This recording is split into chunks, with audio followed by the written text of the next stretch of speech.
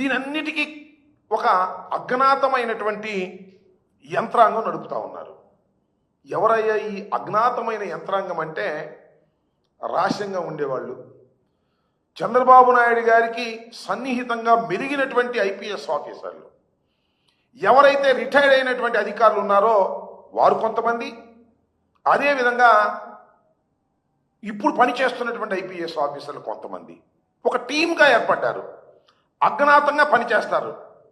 నిజంగా ఎంత దారుణం అంటే, పోలీసు వ్యవస్థ ఉన్నది ఏంటంటే దాడుల్ని అరికట్టడానికి, దాడి చేసిన వారి మీద కేసులు పెట్టడానికి, వారిని శిక్షించడానికి ప్రయత్నం చేసేటటువంటి కార్యక్రమం పోలీస్ యంత్రాంగం చేయాలి. అలా చేయడం వల్ల దాడులు ఏ విధంగా చేయించాలి అని మ్యాపింగ్ చేస్తున్నారు. చంద్రబాబు నాయుడు గారు ఆదేశాలు ఇస్తారు, ఈ అజ్ఞాతమైనటువంటి పోలీసు అధికారులు ఐపీఎస్ ఆఫీసర్లతో మాట్లాడతారు.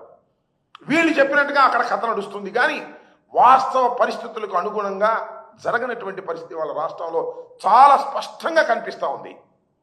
ఈ అజ్ఞాత వ్యక్తులు ఎవరు మాకు తెలియని వారు కాదు, అన్నీ మాకు తెలుసు. సమయం వచ్చినప్పుడు వారి సంగతి తేలుస్తాం. సమయం వచ్చినప్పుడు మళ్ళా తిరిగి వైఎస్ఆర్ కాంగ్రెస్ పార్టీ అధికారం వచ్చినప్పుడు ప్రజలు మిమ్మల్ని చెప్పులతో కొడతారు. అదేవిధంగా చట్ట ప్రకారంగా మీ మీద యాక్షన్ కూడా తీసుకుంటామని మనవి చేస్తున్నా. 2 ఉదాహరణ చెప్తా, రాష్ట్ర ప్రజానీకం ఆలోచించమని మనవి చేస్తున్నా. పల్నాడులో గుండ్లపల్లి అనే గ్రామంలో, గుండ్లపాడు అనే గ్రామంలో 2 తెలుగుదేశం వర్గాలు కొట్టుకున్నారు, 2 చనిపోయారు. ఇది నేను చెప్పిన మాట కాదు. ఇమీడియట్గా సంఘటనా స్థలంలో ఐపీఎస్ ఆఫీసర్, పలనాడుకు చెందినటువంటి ఎస్పీ వెళ్ళి ఏం చెప్పాడు, పత్రికా ముఖంగా మీరందరూ చూశారు కదా. 2 వర్గాలు కొట్టుకున్నాయి, వాళ్ళల్లో వాళ్ళు కొట్టుకున్నారు. ఇది తెలుగుదేశానికి సంబంధించిన అంశమే తప్ప మరొకటి కాదు అని స్పష్టంగా జిల్లా హెడ్, ఇన్వెస్టిగేషన్ అథారిటీకి హెడ్గా ఉన్నటువంటి ఐపీఎస్ అధికారి పల్నాడు ఎస్పీ చెప్తే ఏమైంది, మళ్ళా గంటకే పిన్నెల రామకృష్ణారెడ్డి వారి సోదరులు పెట్టారు. ఇది అజ్ఞాతంగా ఉన్నటువంటి, రహస్యంగా ఉన్నటువంటి పోలీసు అధికారులు, అదేవిధంగా రిటైర్డ్ అధికారులు ఎమ్మటే ఎస్పీతో మాట్లాడతారు, కేసు తారుమారు చేస్తారు, కేసు పెడతారు. ఇంతకన్నా పచ్చి ఉదాహరణ ఏమైనా కావాలా అని అడుగుతా ఉన్నా.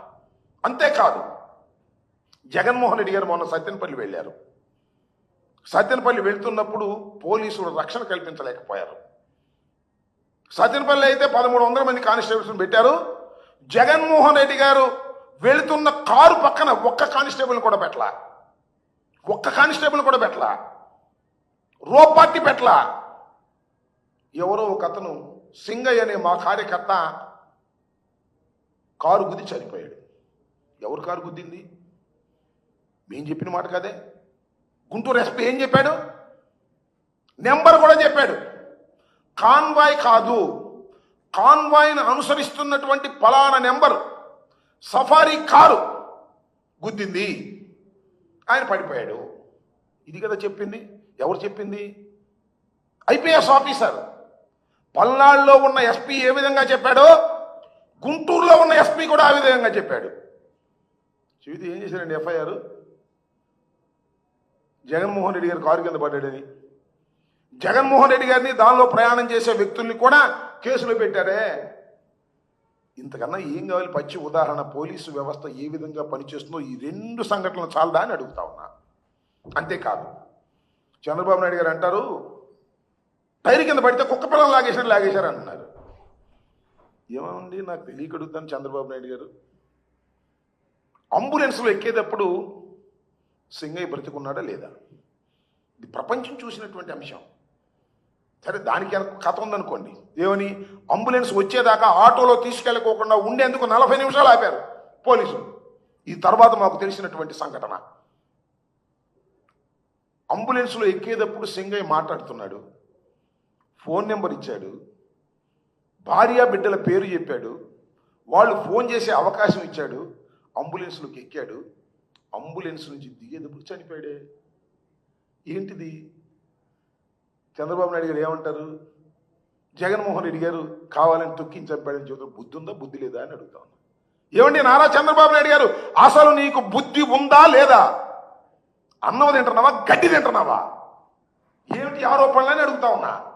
ఇంత దుర్మార్గంగా పోలీసు వ్యవస్థను నీ చేతిలో పెట్టుకొని సిగ్గు ఎగ్గు లేకోకుండా జగన్మోహన్ రెడ్డి గారి మీద ఆరోపణలు చేసి ఒక అజ్ఞాతమైనటువంటి పోలీసు అధికారుల టీం పెట్టుకొని వాళ్ళ రహస్యంగా నువ్వు కేసులు పెట్టి బెదిరించాలని ప్రయత్నం చేస్తావా?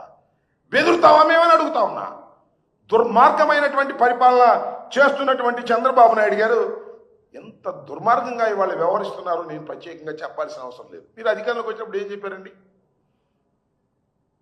రాజకీయాలు ఎన్నికల వరకే, రాజకీయాల తర్వాత అందరూ సమానమే చెప్పావా? ఏమిటి వాళ్ళు నువ్వు చేస్తున్నది? ఎన్ని కేసులు పెడుతున్నారు మీరు? అక్రమైన కేసులు ఎన్ని పెడుతున్నారు? ఎంతమంది లోపల పెడుతున్నారు? బెయిల్ రాకుండా ఎందుకు ట్రై చేస్తున్నారు? గడ్డి తినే కార్యక్రమాలు మీరు అంతా చేస్తూ ఇవాళ మా మీద మీరు ఆరోపణ చేస్తున్నారు. ఏమండి, సాక్షిలో డిబేట్లో పాల్గొంటే కొమ్మినేని శ్రీనివాసరావు వారి మీద ఎస్సీ ఎస్టీ అట్రాసిటీస్ కేసు పెడతారా? బుద్ధుందా అసలు మీకు? ఎస్టీ ఎస్టీ అట్రాసిటీస్ యాక్ట్ ఎక్కడన్నా సంబంధం ఉందా? అంటే చట్టాన్ని మీ చేతుల్లోకి తీసేసుకుంటారా? బిఎన్ఎస్ఎస్ మీరు చెప్పినట్టు నడుస్తుందా? కోర్టుల్లో కూడా మీరు చెప్పినట్టు నడవాలా? ఇంత దారుణంగా వ్యవహరిస్తూ ఇవాళ మీరు ఏదేదో మాట్లాడేటటువంటి కార్యక్రమం ఇవాళ మీరు చేస్తున్నారు. చంద్రబాబు నాయుడు గారు రెడ్ బుక్ రాజ్యాంగాన్ని చేస్తున్నారు. ఎక్కడ పడితే అక్కడ దారుణం, అన్యాయం, అక్రమం, ఇష్టం వచ్చినట్టుగా కొడుతున్నారు. కేసులు మా మీద పెడుతున్నారు. అన్యాయంగా తీసుకెళ్లి జైల్లో పెట్టి బెదిరించేటటువంటి కార్యక్రమం చేస్తున్నారు. ఎవరైనా చంద్రబాబు నాయుడు గారికి వ్యతిరేకంగా గొంతు విప్పితే వాళ్ళ మీద కేసు, పోలీసులు వచ్చి తీసుకెళ్తారు. అక్రమంగా అన్యాయంగా సెక్షన్లు పెడతారు, బెయిల్ రాని సెక్షన్లు పెడతారు, లోపలేస్తారు. లోపలేసి లబోదిబోమని అనేదాకా వాళ్ళు వదలరు. ఇంత దుర్మార్గంగా వ్యవహరిస్తున్నటువంటి చంద్రబాబు నాయుడు గారు చాలా దారుణంగా వ్యవహరిస్తున్నారు. ఒక అజ్ఞాతమైన టీమును పెట్టుకొని నేను మనవి చేస్తున్నా, వీ నో దట్ ఆ టీం ఎవరో, వారి పేర్లేంటో, వారు ఏం చేస్తున్నారో, వారు ఎవరితో మాట్లాడుతున్నారో గూగుల్ టేక్అవుట్లు మాకు ఉంటాయి కాదు, మర్చిపోకండి. ప్రభుత్వాలు వచ్చిన తర్వాత మీరు ఏవి చేస్తున్నారో ఎవ్రీథింగ్ ఇన్ఫర్మేషన్ మా దగ్గర ఉంది. దీనిలో ఏ విధమైన సందేహము లేదు.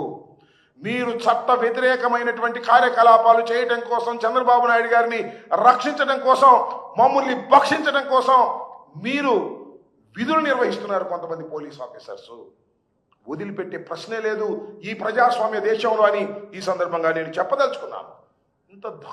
ఇంత దారుణంగా వ్యవహరించేటటువంటి పరిస్థితికి ఇవాళ రాష్ట్రంలో జరుగుతూ ఉంది. ఇంత దారుణం అండి. పొన్నూరు దగ్గర ఏ ఎమ్మెల్యే ప్రోద్బలం లేకుండా జరిగింది, అది నాకు తెలియక అడుగుతాను. ఇంతవరకు పట్టుకున్నారా పోలీసులు? మీరు చాలా స్పష్టంగా అక్కడ ఆ దాడి జరిగినటువంటి తీరు కానీ, వాళ్ళు కొట్టినటువంటి తీరు కానీ చాలా స్పష్టంగా సోషల్ మీడియాలో వైరల్ అవుతూ ఉంది. సోషల్ మీడియాలో అది వైరల్ కాకపోతే 307 పెట్టేవాళ్ళు కాదు. సోషల్ మీడియాలో వైరల్ అయ్యేసరికి తప్పనిసరి 307 పెట్టారు. ఇవాళ దోషులు పట్టుకున్నారండి. దోషులు ఎక్కడున్నారో మీకు తెలియదండి. కొట్టిన తర్వాత పోలీసులు వాడిని బయటికి పంపలేదండి ఎమ్మెల్యే గారి ప్రోద్బలంతో. ఇంత దారుణంగా మీరు వ్యవహరిస్తున్నారు. ఈ ప్రజాస్వామ్య దేశంలో వైఎస్ఆర్ కాంగ్రెస్ పార్టీకి చెందినటువంటి నాయకుల మీద దాడులు చేస్తున్నారు, కేసులు పెడుతున్నారు, భయభ్రాంతులు చేస్తున్నారు. కాలం ఎప్పుడు ఒకలా ఉండదనే విషయాన్ని మీరు విస్మరిస్తున్నారు, మర్చిపోతున్నారు. గుర్తుపెట్టుకోండి, చంద్రబాబు నాయుడు గారు, లోకేష్ గారు అనేది కూడా ఈ సందర్భంగా నేను చెప్పదలుచుకున్నాను. ఇది పోతే మళ్ళీ ఇంకో కామెడీ.